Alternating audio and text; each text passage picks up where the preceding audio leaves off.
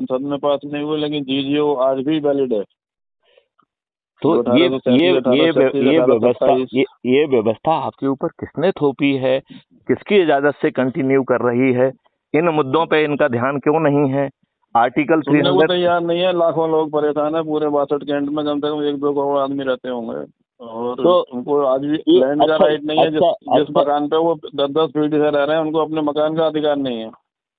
अच्छा, मुझे आप ये बताइए, आपको क्यों अधिकार होना चाहिए? देखिए, मैं एक वो एक्जीएम के ऊपर आपका ध्यान आकर्षित करता हूं। आपने सुना होगा axiom number 1, clause number 1, boss is always right, right? And clause number 2, if there is any confusion please refer to clause number 1, right? हमने इसका एक पैरेलल एक्जीएम बनाया है। वो जो है यह है कि आप गुलाम हैं, राइट? और clause number 2, if there is any confusion please refer to the clause number 1। यदि आप ये वो बात समझ जाएंगे कि आप गुलाम हैं, इन राजनीतिक दुष्ट लोगों ने आपको गुलाम बना के रखा है, गुलामी के नियम कानून आपके ऊपर जो है ना थोपे हुए हैं, गुलामी की लॉर्डशिप वाली व्यवस्था आपके ऊपर थोपी है, और जो राज सत्ता भी आपके ऊपर थोपी है वो आपके वोट से तो चुनी जाती है लेकिन आपको रिप्रेजेंट नहीं करती है। और ये राज सत्ता जो है इतनी नालायक और एंटी नेशनल है कि ये अच्छे लोगों को टिकट ही नहीं देती है। ये टिकट देती है, पैसे जो ज्यादा देगा उसको टिकट देगी, अपने नेताओं के, हर बच्चों के, पार्टी जिनके। हाँ, हर पार्टी का यही हाल है। नहीं, मैं तो राजनीतिक सत्ता की बात कर रहा हूँ ना। हाँ, मैंने कहा हर पार्टी का ये हाल है, मतलब सब सब नहीं, कुछ लेकिन सबका हम ये हाल ये कह रहे हैं, इसका मतलब है कि हमें पार्टी विहीन प्रजातंत्र लाने के लिए कुछ करना होगा। इसका मतलब है, अच्छा ये बताइए ना, इनमें से कितने लोग पढ़े लिखे हैं, पढ़े लिखे नहीं हैं, अनपढ़ हैं, इनके बस छोड़ छोड़ के हर चीज काली नहीं है।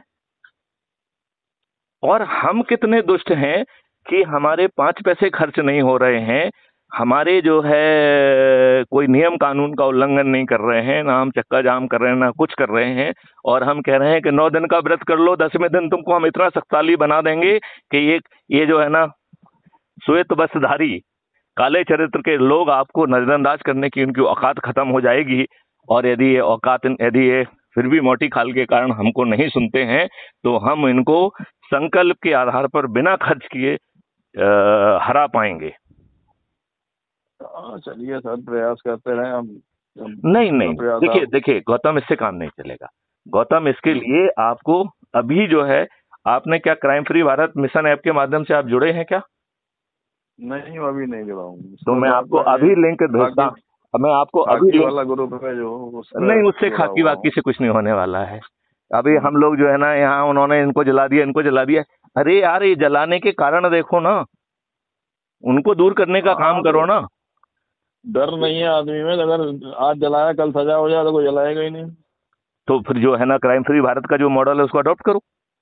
और ये तो बिल्कुल नेशनल सर। पुलिस मिशन है, गवर्नमेंट ऑफ इंडिया के द्वारा अडॉप्टेड है। कानून को बदलना नहीं चाहते, जब सीआरपीसी भाई, आईपीसी ये अमेंड ये वो। बताइए क्यों बदलेंगे? गुलामों के लिए? हम तो इन्हीं कानूनों के तहत जो है ना सत्ता में काबिज भी हैं, और आपकी जो है ना पैर भी तोड़ते हैं, षड्यंत्र भी करते हैं, आपके ऊपर रेड भी डलवाते हैं, और जो है आपकी कुगति कर देते हैं। अब कुछ इसी व्यवस्था अमेंडमेंट। के तहत हम इमरजेंसी भी लाद देते हैं, इसी व्यवस्था के तहत हम झूठ बोलते हैं, धूर्तता करते हैं। नेहरू जी विदेश मंत्री भी थे, जी प्रधानमंत्री सर। के साथ साथ। यस जो सर। जिन पत्रों पे उन्होंने साइन किए हैं, उस पत्र का कंटेंट और जो वो लोकसभा में बोलते थे उनमें कोई समानता ही नहीं होती थी। कितना धूर्त आदमी होगा ये हाँ बताओ हाँ, ना वो आप। तो दो दो दो महीने यूरोपियन टूर टूर पर निकल जाता था प्राइम मिनिस्टर होते हुए। तो भैया, जब जो 14 अगस्त 1947 को जब मारकाट की रात चल रही थी, वो जो है एडमिना के साथ बैठ के बुलेट नामक मूवी देख सकता है। तो अब उस व्यक्ति के चरित्र के बारे में, और उसको जो है, आई डोंट नो किसने जो है ना चाचा नेहरू बना दिया। मुझे तो एक भी कृत्य नहीं मालूम है जिसने उसने बच्चों का बहुत बड़ा कुछ किया हो। अरे वो दोनों ही एक दूसरे को बना गए, एक को चाचा बन गया, एक को बापू बन गया।